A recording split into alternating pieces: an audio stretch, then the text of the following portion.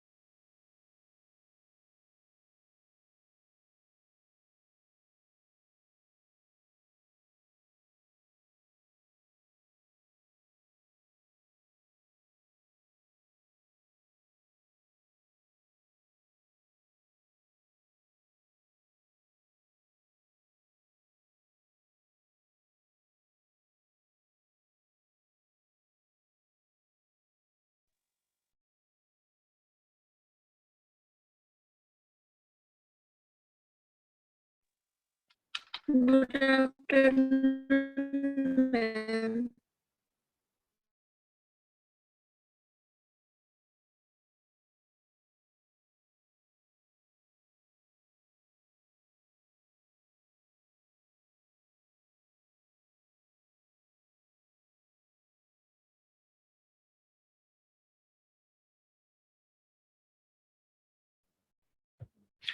Good afternoon, everyone. Good afternoon, ma'am. Good afternoon, ma'am.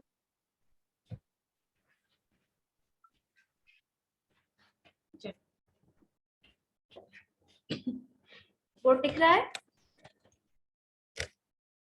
Yes, ma'am. Yes, ma'am. Yes, ma'am.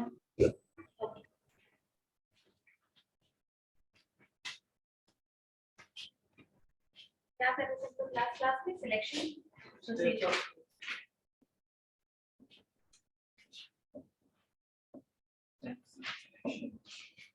इन लोगों का रोज class कितने बजे start होता है यहाँ पे? टीटीएस में 1 बजे से।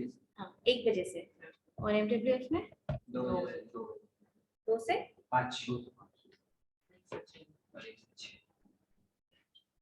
अभी तक कम पूरे में हो नहीं रहा, आज होगा सब देखते हैं।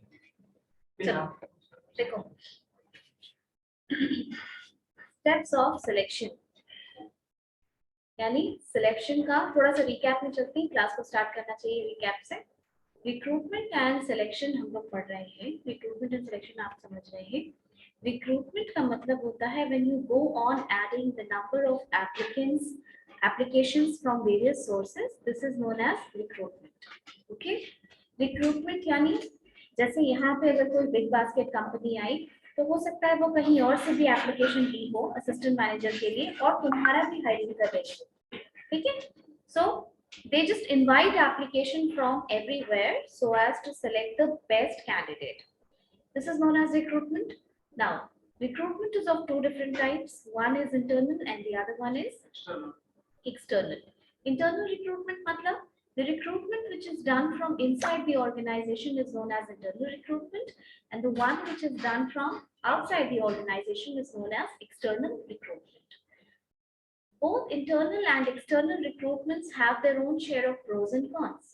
Where we see that an internal recruitment is less costly, it takes less time, the people are thoroughly motivated because they feel that they have opportunity for career planning in the organization.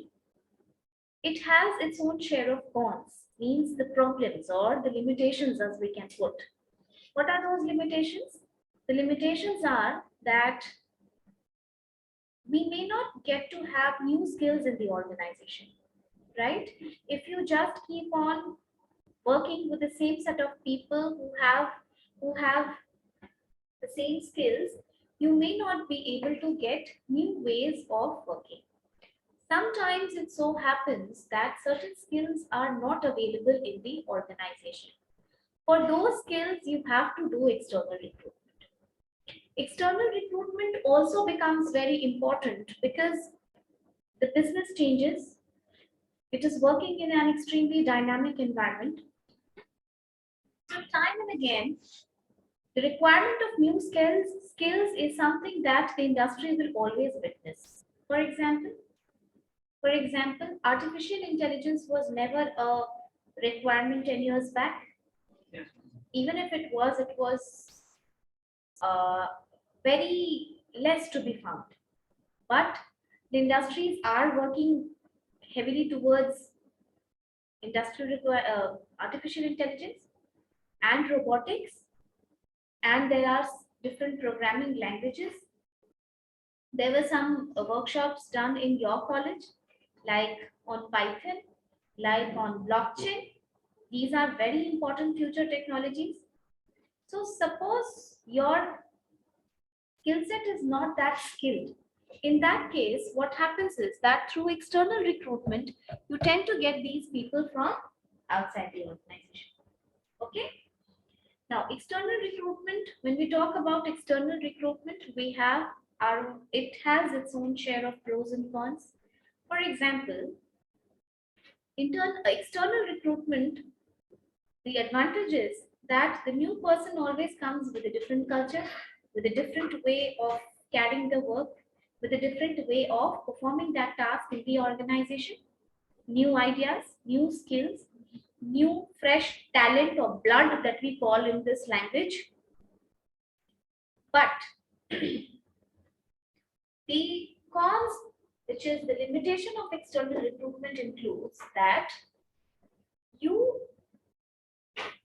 external recruitment का limitation ये हो जाएगा कि it may work negatively for the internal people, right? They may be demotivated. They may feel that since we know more than the person who has just come from outside about this organization, because we have been working for longer period of time in the organization, so we deserve to be promoted and not them. Okay. Jaise, there are organizations, for example, there is an organization which is Airports Authority of India. Okay. This is a PSU organization, and this is a mini-Rattan organization of Government of India. Fine. This organization is responsible for managing the airports across India. Fine. This was established in 1995. Now there is a post, say for example, there is a post of senior manager. Okay. There is a post of senior manager. Now the hierarchy that is there in that is there to reach this level is junior executive, assistant manager, manager, and then senior manager. Okay, which means if you joined this organization as junior executive, which is the first scale of executive cadre, in that case, you have to first become junior engineer, a junior executive. You have to spend 3 years learning the work in this junior executive rank. Then you will be promoted to assistant manager. You have to spend at least 3 years. At least 3 years. You may be retained here for a longer period of time if the organization feels that your work is not up to the mark. You may be retained here for a longer period of time. But normally, 3 years you spend on this post, 3 plus 3. Then you got promoted to manager. Now here you may need to spend from 5 years to 10 years also. Okay,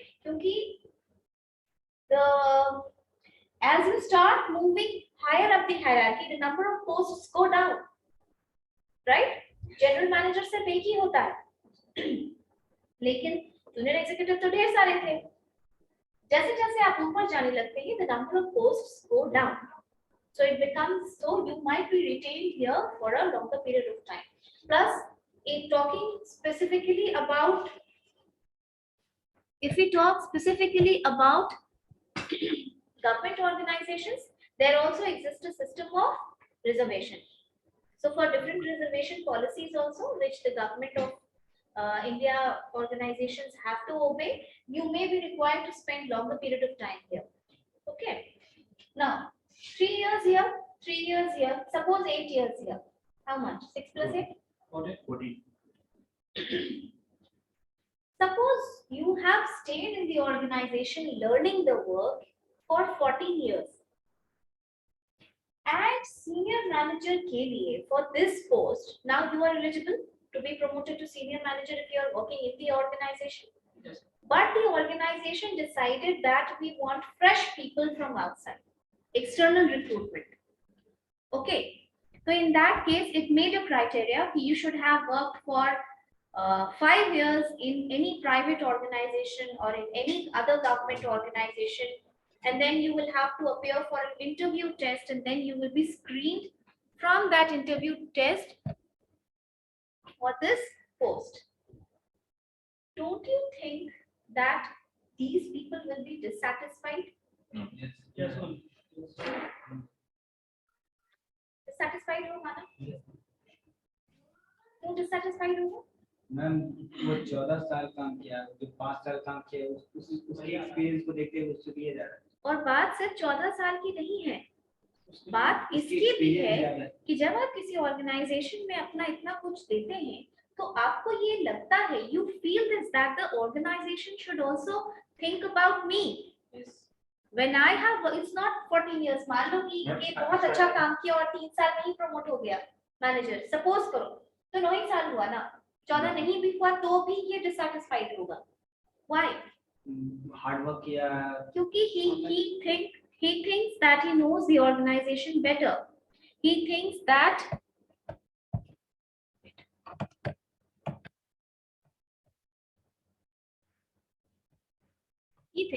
he knows the organization better, and he feels that the organization should also think about me first rather than inviting somebody from outside. Okay, this is one of the disadvantages, or you can say limitations of external recruitment. जो manager करता है उसके लिए भी तो वो भी apply कर सकता है, उसका जो मार्क्स रहेगा उससे 50% कम होता है। ऐसा नहीं होता है, वो रिक्रूटमेंट के लिए सीट रखा रहता है, ठीक है, होता है। ऑर्गेनाइजेशन को बाहर कर सकता है, कई जगह कर सकता है, कई जगह नहीं कर सकता है। अगर उसी से काम चल जाता तो फिर अलग से पीओ का एग्जाम लेने की क्या जरूरत? क्लरिकल को भी प्रमोट कर देते, इतने सारे क्लर्क हैं तो ऑब्वियसली उसमें पीओ भी हो जाएंगे, वो भी एग्जाम दे सकता है, और वो उसका इंटरनल एग्जाम होता है। बाहर से भी, मतलब जो बैंक के लिए नहीं है, अदर जैसे गवर्नमेंट के लिए होता है।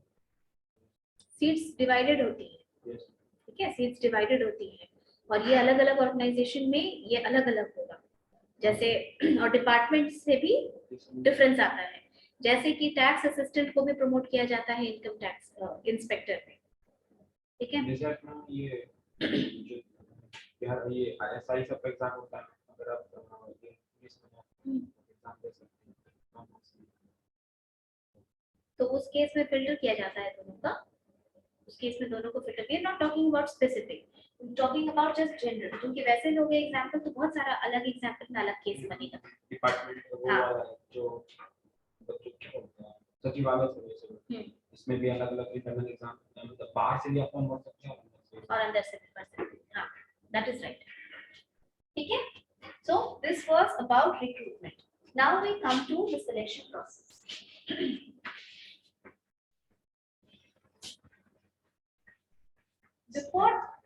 Before discussing selection process, let us discuss one more point.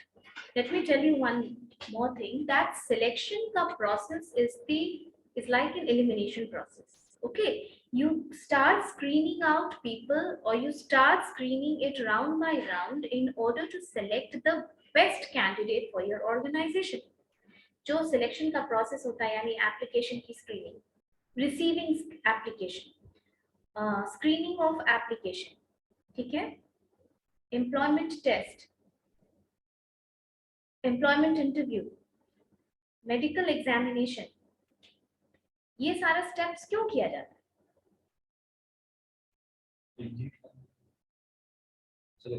Selection के लिए, सो और किन का सिलेक्शन करने के लिए? जितने लोगों ने अप्लाई किया उनमें से बेस्ट को सिलेक्ट करने के लिए, okay, that is known as the steps of selection. But having said this, we must also understand one more thing, that selection also depends upon organisation to organisation. Okay, किस organisation का selection process क्या है ये depend करता है कि किसी organisation जैसे बिग बास्केट हो सकता है कि उसने प्रीलिम्स मेंस और रिटन ना लिया हो और इंटरव्यू नहीं ले वो. विप्रो सिर्फ एक ही एग्जाम लेती है, एप्टीट्यूड उसके बाद इंटरव्यू लेती है. उसी तरीके से ऑर्गेनाइजेशन टू ऑर्गेनाइजेशन ये वैरी करता है steps of selection. Now this one more thing that do you think कि एक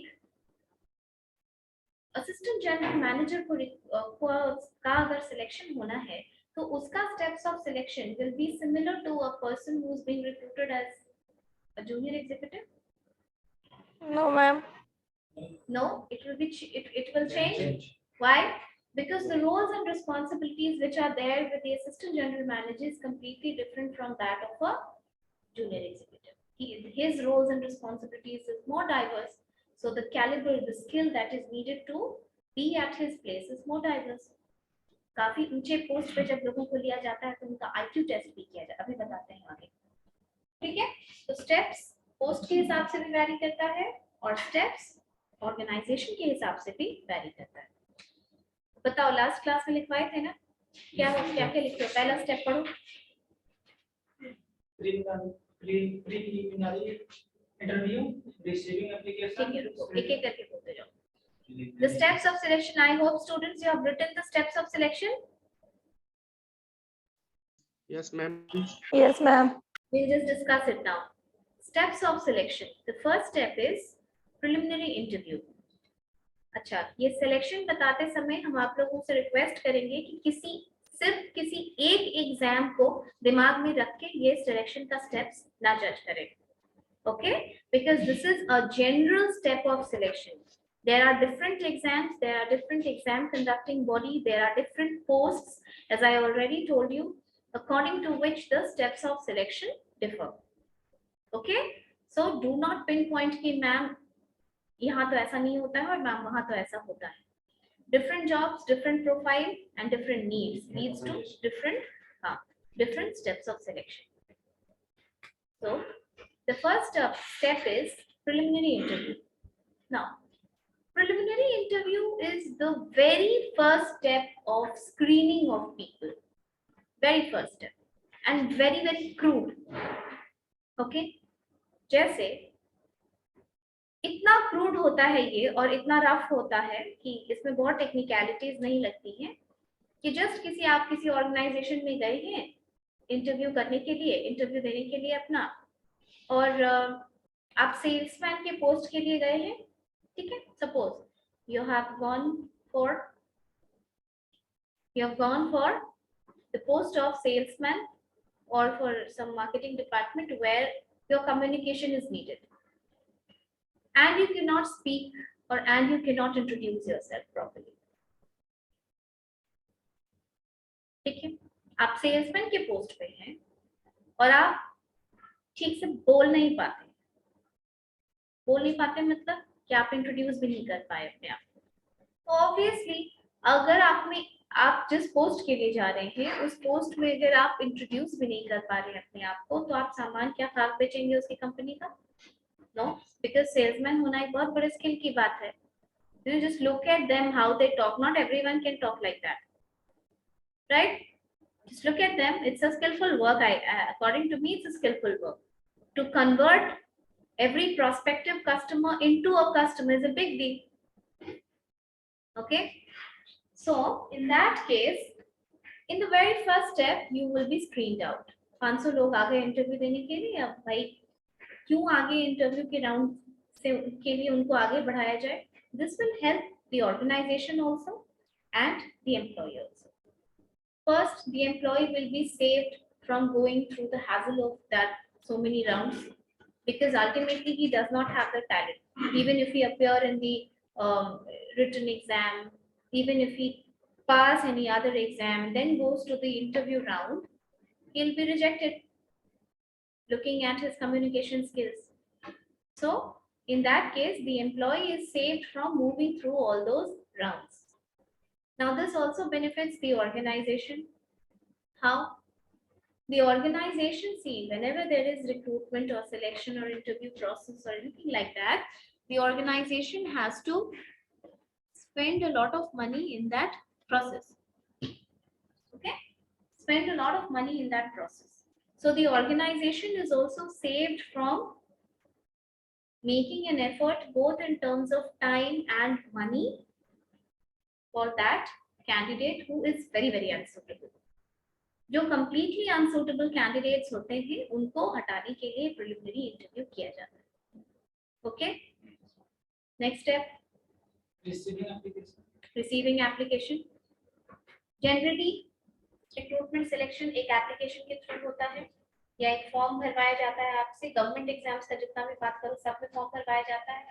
आप फॉर्म भरते हैं, फॉर्म भर के सबमिट कर देते हैं एक प्रिस्क्राइब टाइम तक, and then there is an admit card for male prelims और मेंस जो भी. So it's an application. This application contains, you know, those columns which are suitable to get your information. जो आपका information निकालने में helpful होता है ताकि आपके बारे में भी पता चले.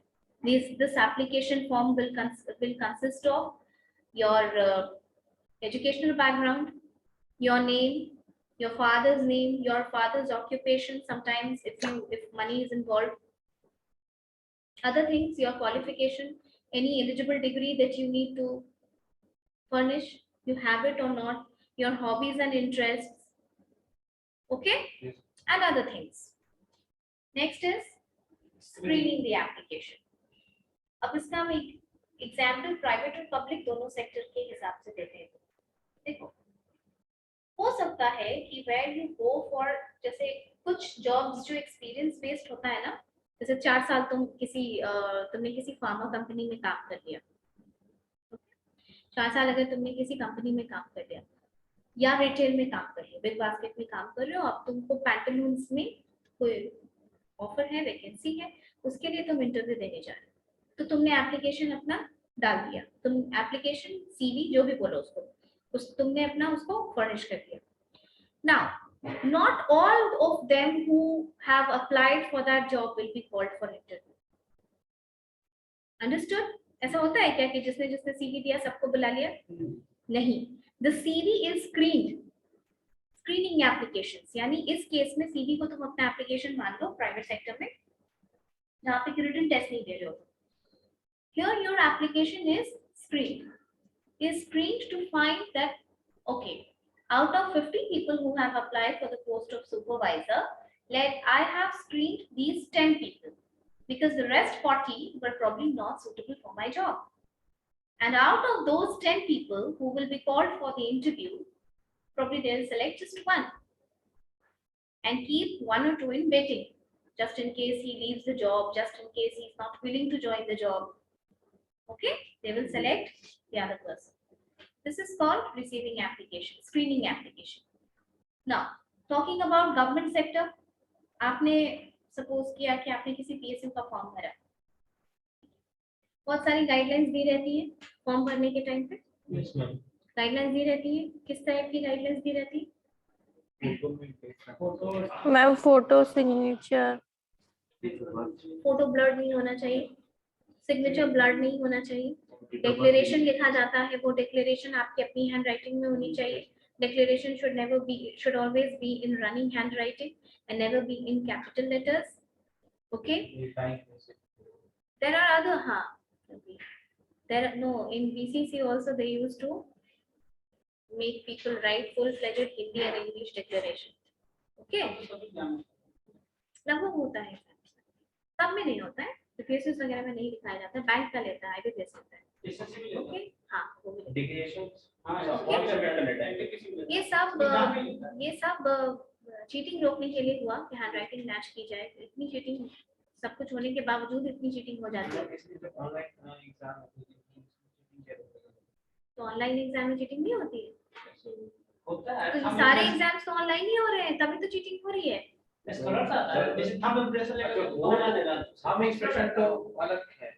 मतलब वो से कम तरह सिग्नेचर.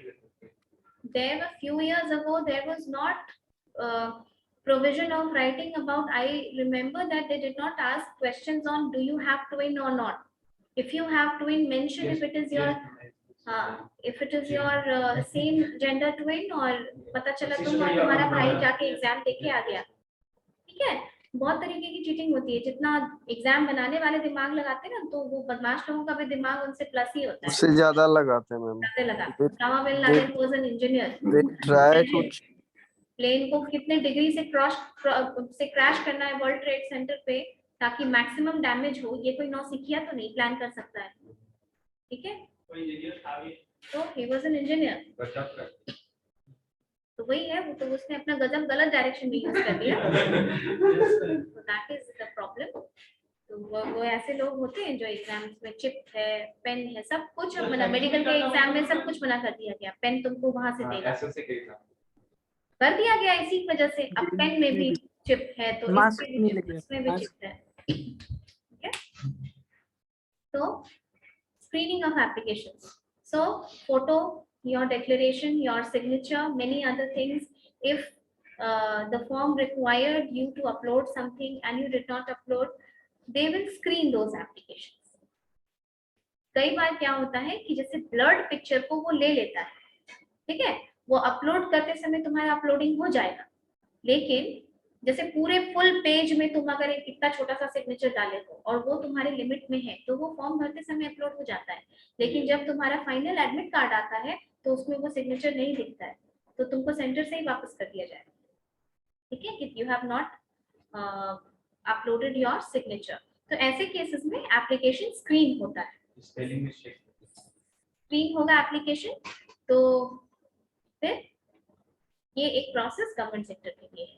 नेक्स्ट किसी में बहुत हुआ था, व्हाट, ईमेल सब किसी का बना रहा था, फिर सब कुछ आ रहा है, रिजेक्ट कर दिया। बहुत फॉर्म्स बहुत रिजेक्ट होता है, फॉर्म्स बहुत रिजेक्ट होता है स्क्रीनिंग एप्लीकेशन में। Next employment test, employment test, ये थोड़ा आपके कंसर्न की चीज है, इसको ध्यान से सुनिए। देखिए, हर इंसान जो नौकरी करने के लिए आता है, अभी हम सिर्फ ऑर्गेनाइजेशन के टर्म्स में बात, will talk only in terms of organisation. You are going to work for the same organization, you have applied for the same one, and everyone, each of you, you have different, you differ each other not just in physical characteristics, but you differ each other in your mental capacity also, in your attitude also, in your personality also. हो सकता है किसी काम को जिसको धैर्य से तुम कर लो ये ना कर पाए, और कोई और काम हो जिसको ये कर ले, तुम suitable नहीं हो उसके लिए। So when you get an amalgamation of all these things in one person, that is the most right person for the organization. Okay, so this is because of this reason कि आपको उनमें जो best है, जो organisation को चाहिए आपसे extract करने के लिए, वो जब फाइंड आउट करती है तो वो इंसान दोनों चीजों के लिए अप्रोप्रिएट होता है। One, that is appropriate for the organization also, because an organization was at the first place seeking for those qualities. And two, when the job matches your character, when the job matches your skill sets, you are motivated towards that job. You feel satisfied towards that job, right? Because of this, employment test is conducted. Employment test बहुत तरीके का होता है, जैसे कितने type का test सुने हो तुम लोग बताओ? ऐसा नहीं है पीजी में आपके कुछ तो नहीं होगा जरूर।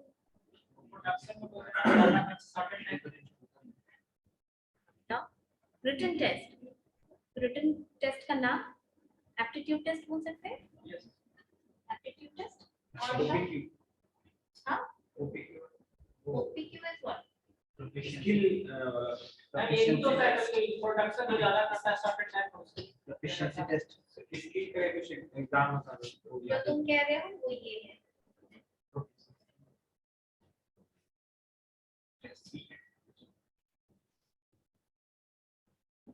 Trade test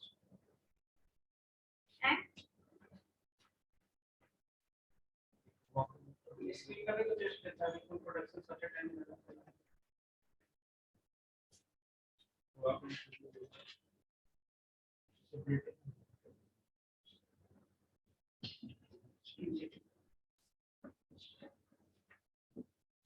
आईक्यू टेस्ट सुने हो?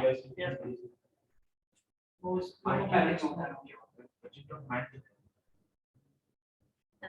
और ये सब टेस्ट के नाम सुने हैं आप लोग? यस एक कंप्यूटर बेस्ड इंटरव्यू होता है इसमें उसमें ये अलग होता है फिजिकल टेस्ट फिजिकल टेस्ट वो मेडिकल फिजिकल टेस्ट हम लोग मेडिकल एग्जामिनेशन में पढ़ेंगे, ठीक है? देखिए पहले आ जाओ intelligence test. There are certain jobs जिसमें कि सिर्फ तुम्हारी एजुकेशनल क्वालिफिकेशन इनफ नहीं होती है, okay? General It's not just about general knowledge. There are certain jobs where your intelligence is very important, and intelligence is not just about your knowledge. Case study दे देते हैं इस case में आप क्या कीजिए नहीं आप Yes. इन लोगों को Sometimes पहले if आप- कौन सा क्विक करना चाहोगे इन लोगों को पहले मैं IQ Just to have. For example, why? They एक reason तो इसका होता है quick decision making. कुछ जॉब्स ऐसा है जिसमें तुम अच्छा सोचेंगे, अच्छा करेंगे, सोच ही रहे, सोचते सोचते आप ही मर गए, 20 तक आ जाएगा। ठीक है? वैसे केसेस में या फिर अगर आप किसी बड़ी कंपनी के सीईओज वगैरह के लिए अप्लाई करेंगे तो वहां पर क्या होता है कि आपको क्विक डिसीजन मेकिंग, आप जो बड़ी बड़ी मीटिंग्स होती हैं वो मीटिंग्स कोई 2-2, 3-3 घंटे की नहीं होती, उन लोगों के पास उतना टाइम ही नहीं होता है। 10 मिनट्स, 12 मिनट्स, 15 मिनट्स, 5 मिनट्स, ये किसी को फंड को राइज करते हैं किसी इन्वेस्ट करने के लिए किया जाता है और एक टाइम पे भी कंपनी को वो तो वेंचर कैपिटलिस्ट देते हैं उसको पैसे। Not that. Intelligence test is quick decision making. They take this test from, by verbal and non-verbal tests. They give you tests for your cognitive thinking. कि आप किसी चीज को एनालाइज कर सकते हैं कि कोई आर्बिट्ररी स्पेशियल जिसको अरेंजमेंट कहते हैं, स्पेशियल थिंकिंग, मतलब आप 3D थिंकिंग कर सकते हैं कि इसका इफेक्ट इस पे भी पड़ेगा, इसका इफेक्ट, तभी तो इतने बड़े बड़े बिजनेस हाउसेस चल रहे हैं। यूक्रेन रशिया के क्राइसिस में कितना सारा इलेक्ट्रॉनिक डिवाइस है जो कंपनीज मैन्युफैक्चर करती है वॉर के लिए, ये सब कंपनीज कैसे चलती हैं बिना इंटेलिजेंस के? There are jobs which need extreme intelligence, okay, from normal to extreme intelligence. So वहाँ पे IQ test होती है। Second, trade or intelligence test होती है। Second is proficiency or trade test. Proficiency और trade test का मतलब होता है कि उसमें आपका skill exhibition होता है। आप कोई written exam qualify भी कर जाते हैं, but still there are written, skills test. For example, तुम टैक्स असिस्टेंट के पोस्ट पे हो और हमेशा ही तुमको टाइपिंग करनी होती है, ठीक है? टाइपिंग वगैरह का हमेशा जरूरत पड़ता है। That is the lowest post in the department, peon वगैरह को छोड़ दो, one of the lowest post. अब तुमने प्री पास कर लिया, तुमने एसएससी का मेंस पास कर लिया और तुम टाइप ही नहीं कर पाते, क्या फायदा? ओवरऑल प्रोडक्टिविटी डाउन चली जाएगी। तुम मैथ्स बनाने में कितने भी अच्छे हो, लेकिन that is a part of your work, so you need to type a minimum number of words in a certain time. That is proficiency test. Sometimes the operators, the machine operators, जब वो अपना interview देने जाते हैं दूसरी जगह पे, तो the machine operators, they are required to show their skills by operating the machine. Machine handle करना, मशीन के बारे में वेयर एंड टेयर के बारे में डिस्कस करके तब प्रोफिशिएंसी टेस्ट उनका लिया जाता है। What is aptitude test? सबसे ज्यादा एज अ स्टूडेंट आप यही सुने होंगे। स्पीकिंग टेस्ट भी हो सकता है। स्पीकिंग टेस्ट एम्प्लॉयमेंट जैसे जीआरई वगैरह है, ग्रेजुएट रिकॉर्ड एग्जाम होता है, फॉरेन में मास्टर्स करने के लिए होता है, तो उसका जब एग्जाम दोगे तुम पास करने के लिए, तो वो एक एग्जाम का पार्ट होता है कि वो कुछ सेंटेंस बोलेंगे और तुमको रिपीट करना है फिर कि उसने क्या बोला, टाइप करके लिखना है कि उसने क्या बोला। हाँ, ज्यादा नहीं होता है, लेकिन इतना मिनिमम तो तुमको आना चाहिए ना अमेरिका जाने से पहले कि तुम वहां सर्वाइव कर सको। यस, राइट, सर्वाइव कर सको। डिस्क्रिप्टिव टेस्ट पीओ में भी होता है। तो एप्टीट्यूड टेस्ट क्या होता है?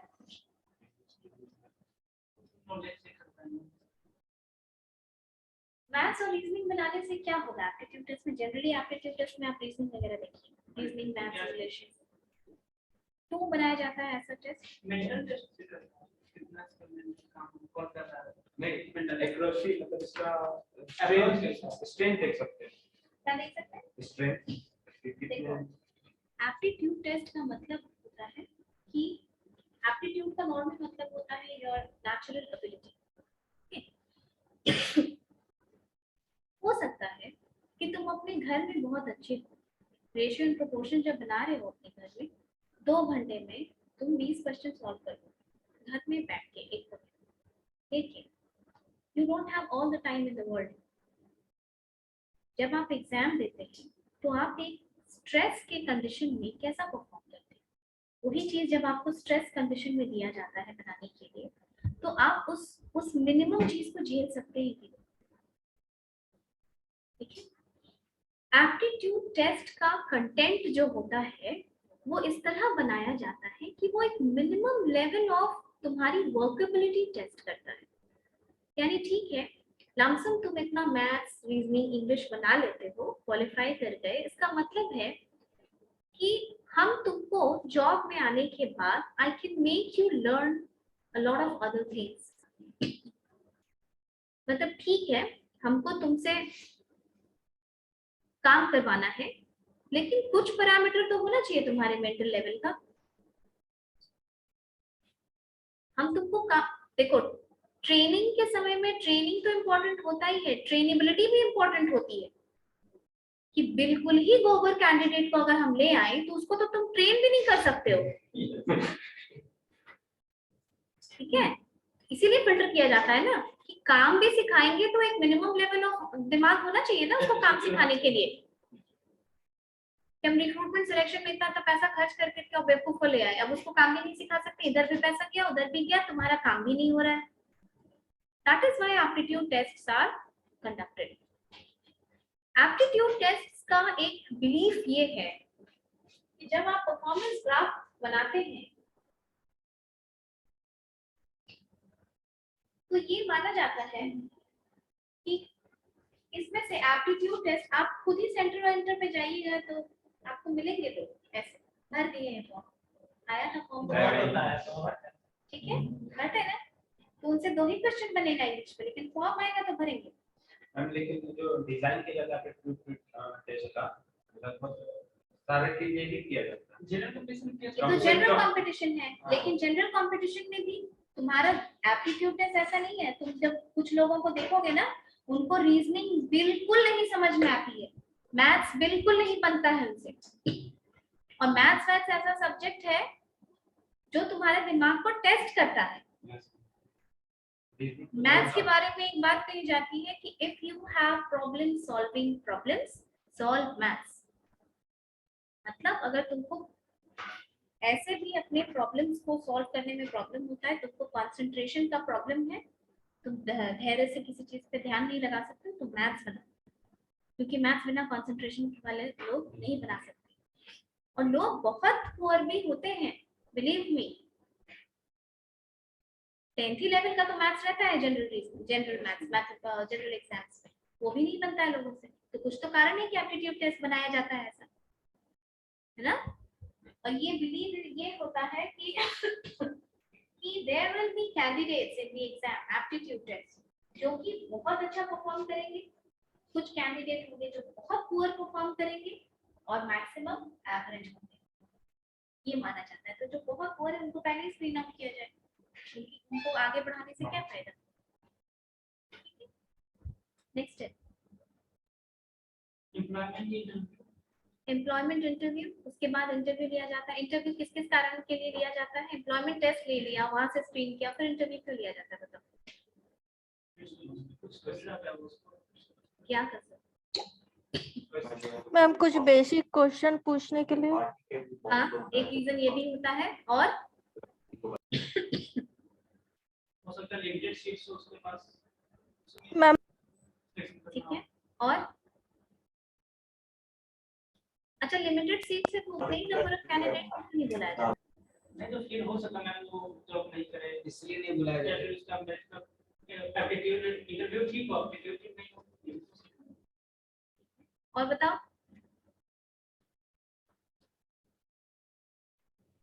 देखो एम्प्लॉयमेंट इंटरव्यू बहुत सारा ऐसा जॉब्स है जो हम तुमको पहले ही बताया। अब कोई लड़का मुंह बंद करके मैथ्स बना रहा है एकदम बहुत अच्छा है, कुछ बोलेगा ही नहीं इंटरव्यू में, उसको कैसे जॉब पे रखा जाएगा?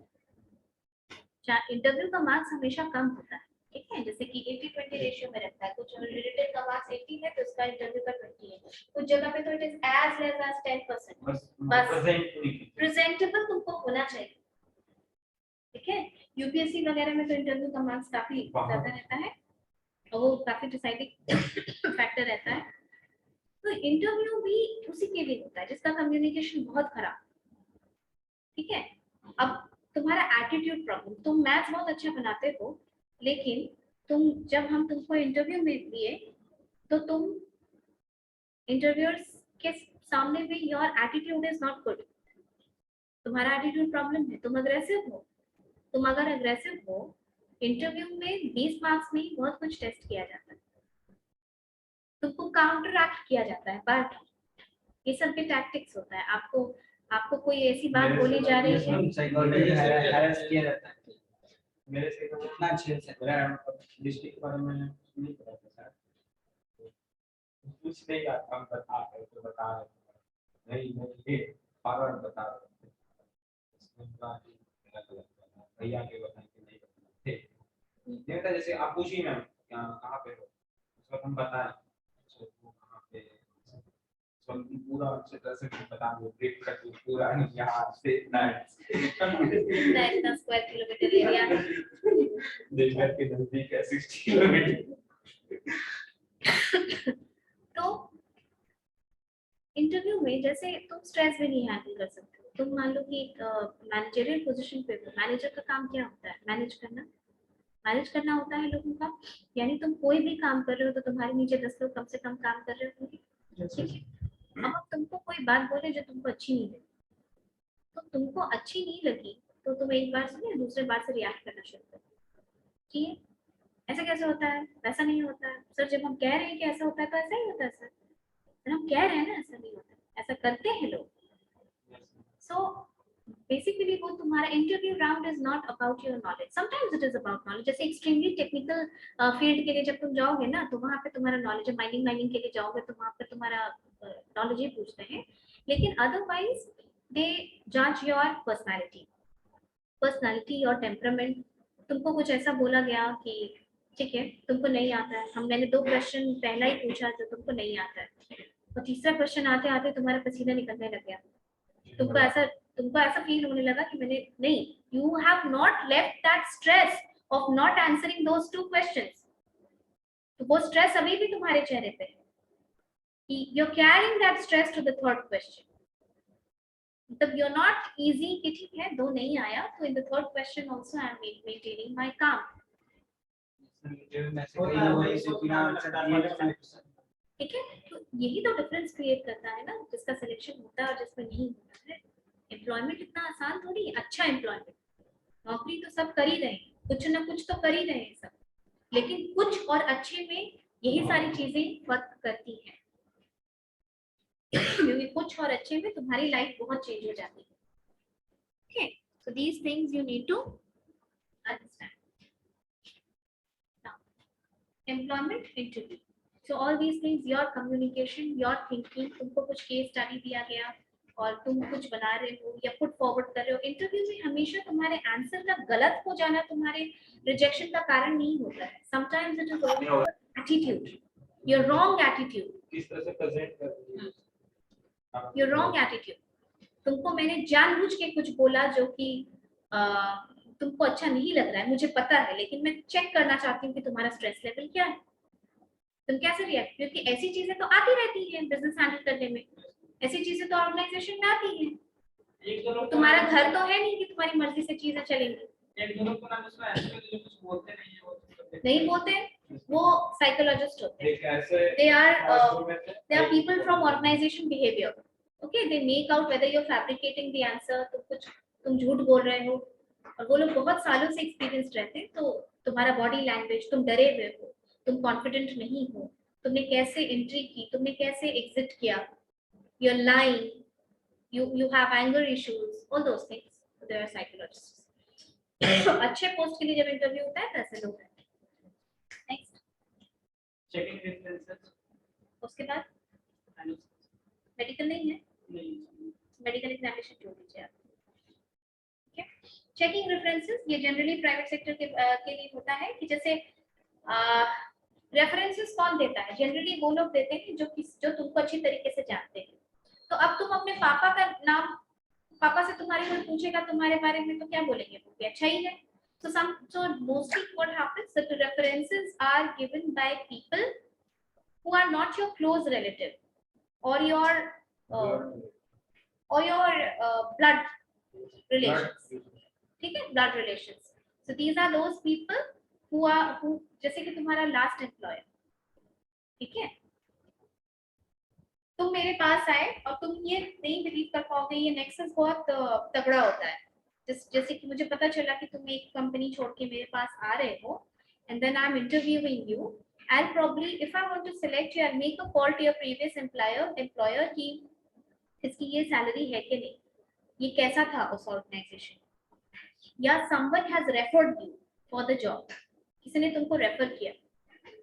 तो जो रेफरेंस वाला आदमी होता है ना, उसकी आइडेंटिटी एनोनिमस रखी जाती है, यानी नहीं बताया जाता है, कि ताकि वो एक ऑनेस्ट बात बता सके कि हाँ एम्प्लॉय सही नहीं है, या ही इज राइट, या he is good but he has this problem. Okay, ma'am ये भी तो सब कंपनी छोड़ के जा रहे हैं तो गलत ही बताया कि वो तो चला गया है. नहीं, हमेशा ऐसा नहीं होता है, ऐसा नहीं होता है. And sometimes references work. For example कि तुम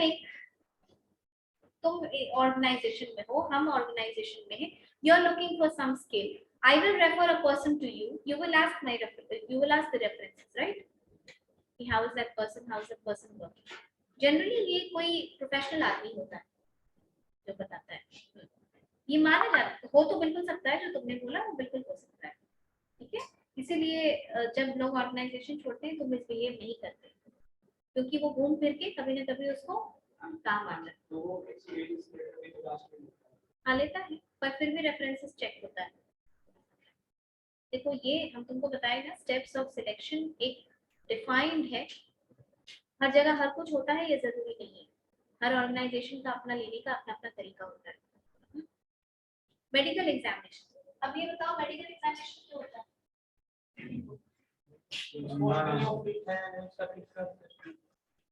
और काम से सुनता था सब कोई सुनता था और देखता था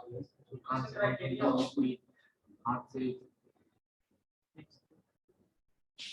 इसका इम्पोर्टेंस बताओ. ये सारे इंपॉर्टेंट में आर्मी और फोर्स लेवल में ज्यादा होता है. उसमें भी हो सकता है प्रोडक्शन में मैम उसका हाथ पहले टूटा हुआ होगा, वो भी हो सकता है प्रोडक्शन में ठीक है, जब कलर ब्लाइंडनेस हो तो रेड को ब्लू दिखेगा, ये भी हो सकता है. तो फिजिकल ही प्रॉब्लम्स डिस्कस कर रहे हैं ना हम लोग, इसके अलावा कुछ सोच पा रहे हो? मेडिकल एग्जाम ये भी हो सकता है ब्लड ग्रुप चेक करता हूं, ब्लड ग्रुप क्या है उसका ब्लड ग्रुप से बिहेवियर बताओ. और कोई कुछ सोच पा रहा है? ऑनलाइन स्टूडेंट्स,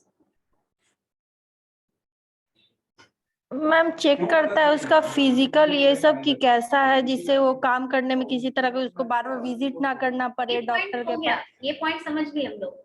इसके अलावा कोई पॉइंट है तो बताओ, सोचो.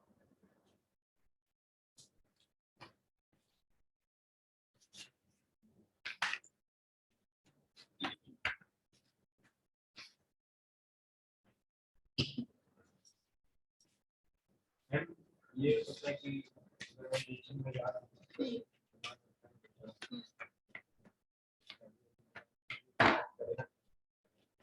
देखो तुम स्टार्ट तो ठीक किए थे, लेकिन थोड़ा मैम इसे तो पेशेंट नहीं होना चाहिए ना. उससे क्या होगा? मैम वो जैसे अगर तुम सेल्स के लिए जा रहे हैं, सेल्स के लिए जा रहा है अगर वो, तो अगर उसको शुगर है तो ज्यादा भाग दौड़ से उसको थकान हो सकती है। ऐसा नहीं है। देखो एक बात देखो, मेडिकल एग्जामिनेशन भी हर जॉब में नहीं होता है, ये पता होगा। हर पोस्ट के लिए मेडिकल एग्जामिनेशन नहीं होता है, ठीक है। There are two reasons why medical examination is done. One reason is that जो तुम लोगों ने बताया, किसी तरीके की पहले ही डिसेबिलिटी है, अब वो डिसेबिलिटी परमिसिबल लिमिट से ज्यादा है तो प्रॉब्लम है। जैसे गवर्नमेंट ऑर्गेनाइजेशन में फिजिकली हैंडीकैप्ड का कोटा होता है, वो कितना परसेंट फिजिकली हैंडीकैप्ड है ये कौन बनाता है? ये एक रजिस्टर्ड मेडिकल प्रैक्टिशनर, एक डॉक्टर बनाता है, रजिस्टर्ड। कोई भी झोला छाप डॉक्टर बनाएगा तो वो वैलिड नहीं होगा। हाँ, उसका रजिस्ट्रेशन होना चाहिए। Registered medical practitioner can only say कि कितना परसेंट डिसेबिलिटी है, उसका सर्टिफिकेट बनता है। तो उतने लेवल तक तो वो अलाउड है ऑर्गेनाइजेशन में, क्योंकि ऑर्गेनाइजेशन ये समझती है सोशल सिक्योरिटी के तहत भी सरकार देती है काम, क्योंकि एम्प्लॉयमेंट नहीं देगी तो कोई नहीं देगा। ये एक कारण है कि चलो ठीक है, जितना मान लो 40% अलाउड है तो 40% तक ठीक है। अब 50% होगा तो वो रिजेक्ट करेगी। पहला मेडिकल एग्जामिनेशन को पहला प्रॉब्लम ये। दूसरा, कुछ जॉब्स ऐसी होती हैं जहां पे कि फिजिकल एग्जामिनेशन का अलग वैल्यू है। For example, your eye sight should be very perfect when you want to be a pilot, right? When you want to be an IPS officer, UPSC का एग्जाम होता है, बाकी के लिए हाइट क्राइटेरिया नहीं है, बट आईपीएस के लिए हाइट क्राइटेरिया है। Because the nature of job ऐसा है कि आपको रोबस्ट दिखना होगा, लड़का लड़की सबको, फील्ड वर्क है, आप कंट्रोल करेंगे, तो उसके लिए एक फिजिकल कैरेक्टरिस्टिक में हाइट को इंपॉर्टेंट फैक्टर माना गया, ठीक है। इसके अलावा देयर आर सर्टेन जॉब्स जिसमें कि कलर ब्लाइंडनेस होना प्रॉब्लम नहीं है, लेकिन कुछ जॉब्स है जहां कलर ब्लाइंड होना प्रॉब्लम है, ठीक है। लेंथ ऑफ योर लिम्ब, पैर की लंबाई, this is not a problem in every job, but this is a problem in army, air force and navy. तो कुछ जॉब्स हैं जिसका फिजिकल एग्जामिनेशन बहुत मैटर करता है, क्योंकि नेचर ऑफ जॉब वैसा है।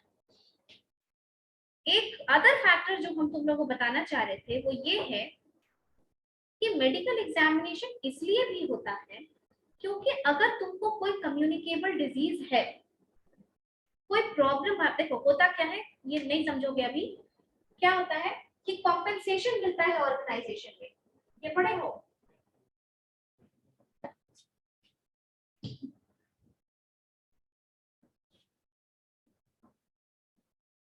एक गवर्नमेंट कॉम्पेंसेशन एक्ट है 1923, जो कि एक सोशल सिक्योरिटी का एक्ट है। इसमें क्या होता है कि अगर आपको किसी तरीके का ऑक्यूपेशनल हैजार्ड है, यानी ऑर्गेनाइजेशन में तुम माइका इंडस्ट्री में काम कर रहे हो और पेंट वेंट के इंडस्ट्री में जैसे लेड से हमेशा काम होता है, तो उससे तुम बीमार हो सकते हो, ठीक है।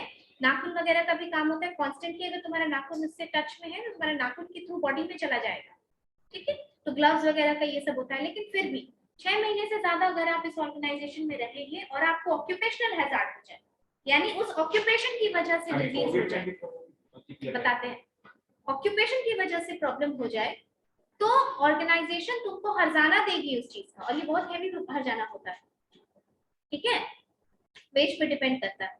दूसरी चीज, किसी को टीबी है, वो ऑर्गेनाइजेशन के अंदर आ गया, तो बाकी लोगों को भी टीबी फैलाएगा। कोविड है, कोविड फैलाएगा, सबको फैलाएगा। तो किसी तरीके का अनवारंटेड क्लेम्स ना हो, यानी कि तुम पहले से बीमार हो और तुम अंदर आके और भी ऑर्गेनाइजेशन खराब कर रहे हो, ऐसा प्रिवेंट करने के लिए मेडिकल एग्जामिनेशन किया जाता है। दूसरी बात, तुम बाहर से ही प्रॉब्लम है तुमको और तुम यहाँ आए और तुम 7वें महीने में क्लेम कर दिए कि हम यहाँ आकर की बीमारी है, बीमार पड़े हैं। अब है तुमको प्रॉब्लम बाहर से ही, लेकिन ये तो कानून है कि 6 महीने से ज्यादा तुम बिता लिए तो तुम यहीं पे हो गए, तो फिर इसको इतना कॉम्पेंसेशन देना होगा ऑर्गेनाइजेशन को, पैसा जाएगा। तो ये सब चीजों को प्रिवेंट करने के लिए भी मेडिकल एग्जामिनेशन किया जाता है, समझ में आया? कोविड के टाइम पे एक तो पहले जिसका मेंस किया उसको रोक दिया था सबको कि क्योंकि सब कुछ इंटरव्यू वगैरह सब बंद था, ट्रांसपोर्ट सब बंद था। जहां जहां रिज्यूम हुआ ये फाइनल प्रोसेस, हर जगह आरटीपीसीआर टेस्ट नेगेटिव मांगा, हर जगह। और सोचो कि बिजनेस का चेंज पैटर्न देखो, कभी ऐसा होता था कि तुम्हारे सर्टिफिकेट और तुम्हारे बाकी चीजों से ज्यादा जरूरी आरटीपीसीआर का रिपोर्ट हो गया। गेट पे ही लोग खड़े होते थे, आरटीपीसीआर नेगेटिव है, यहाँ नेगेटिव है तो आप घुसिए अंदर इंटरव्यू देने। सबसे ज्यादा वो जो सैनिटाइज वाला सिस्टम था वो डर रहा था। वो फिर भी ठीक है, लेकिन तुम ये तो वो तो कॉल ऑफ द आवर था ना। लेकिन बात ये है कि तुम देखो कि आरटीपीसीआर टेस्ट नेगेटिव अगर 7, क्योंकि यहाँ से चेन्नई तुमने वैली लिग्नाइट कॉर्पोरेशन गए देने के लिए अपना इंटरव्यू, सरकारी नौकरी है, गवर्नमेंट ऑफ इंडिया की नवरत्न कंपनी है वो, वहां पे तुम इंटरव्यू देने गए, यहाँ से चेन्नई गए और वहां से तुमको ये बोल के भगा दिया कि आरटीपीसीआर नेगेटिव 24 आवर्स के अंदर हो सकते हैं 70 फीवर की हो जाएगा, फीवर की हो जाएगी, हो सकता है, पर जो प्रिकॉशन लिया जा सकता है सिर्फ बस वही तो ले सकता है। 48 घंटा भी था कहीं, तो वो कॉल ऑफ द आवर था। जहां जहां गए आरटीपीसीआर नेगेटिव आप दिखाइए, तभी आप अंदर घुसिएगा, बाकी प्रोसेस होगा। ये क्या था, मेडिकल एग्जामिनेशन एक वो था, अब अंदर आए तुम ज्वाइन कर लियो, मर गए, कॉम्पेंसेशन देगा पूरा फैमिली को, है ना। तो इन चीजों को भी प्रिवेंट करने के लिए मेडिकल एग्जाम, बाकी का स्टेप वही है। उसके बाद सब स्क्रीन पास कर जाते हो, उसके बाद तुम्हारा एक ऑफर लेटर बनता है जिसको कॉन्ट्रैक्ट ऑफ एम्प्लॉयमेंट बोला जाता है। जब आपका एम्प्लॉयमेंट का कॉन्ट्रैक्ट बन गया तो आप जिस दिन ज्वाइन करेंगे आपकी ज्वाइनिंग उस दिन से कंसिडर की जाएगी। चलो, थैंक यू क्लास।